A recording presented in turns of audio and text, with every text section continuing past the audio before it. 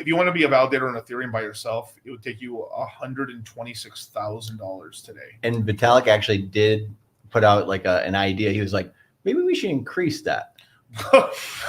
Yeah, to 64 or something. Like, holy he shit. didn't give a specific number, but he's just like, if we increase it, you know, I think it's basically him having, you know, connections with governments and large institutions. I saw that too.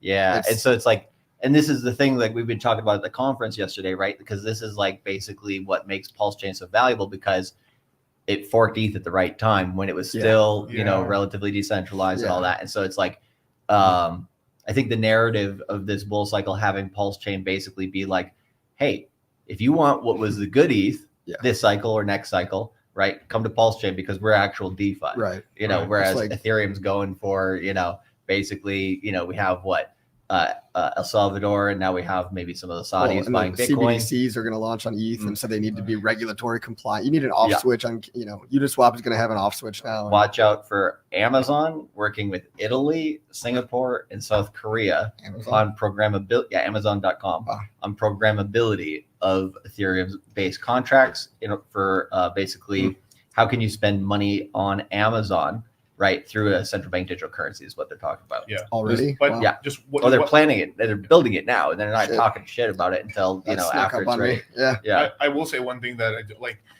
There is that whole fight. They don't want like I get not making like one Ethereum you can be a validator, right? Obviously, but there is like a moral hazard with like you're basically forcing centralization, and then you're forcing people to use pools and stuff, which is dangerous. You know, I do like Rocket Pool, Lido, and stuff like that, but like.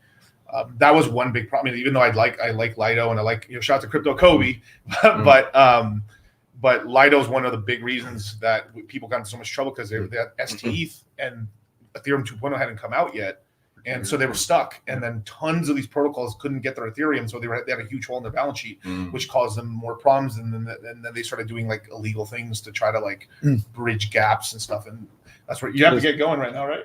A little bit, yeah. And a little bit, you still good? Okay, okay. Just on validators real quick too. So you're telling me that it's over $100,000 to be a validator in Ethereum, but on PulseChain it's only a few $1,000s. Yeah. Yep. Wow, that is excellent news. And I think the But yield, here's the yield other much thing, higher too. RH. Listen to this.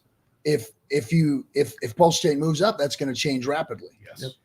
It will be something. Yeah, I've talked about this before, where it's going to be, I don't know, either protocol change one day to make it cheaper, which is funny. It's like the opposite of what Vitalik apparently suggested, Right. or I mean, you're in now, you have the PLS, you have all the stuff to make all the validators, or you just do some kind of stake solution that will we've already got And that. there's That's validator Project pools Pi. now with Project Pi. maybe the Rocket Pool Can fork you- from Alex too. Yeah, I stuff think like that. Project Pi is something that like is going to be kind of like a little bit of a dark horse in this space, possibly if they do accomplish what Lido and Rocket Pool did. They've already built it. Well, I know they've already built, but in terms of like accomplishing like actually like successive sucking up adoption. that much supply.